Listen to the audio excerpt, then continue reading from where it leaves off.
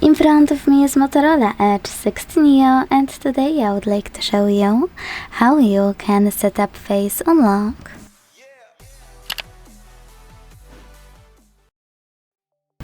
First of all, go into settings, then scroll and click on this section here, called security and privacy.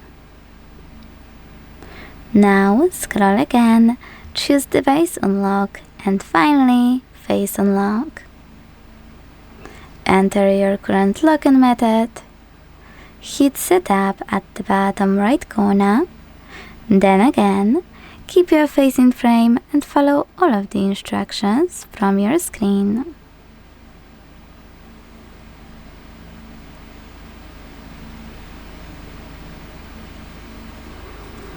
Now adjust all of those options however you want to, select next and hit done.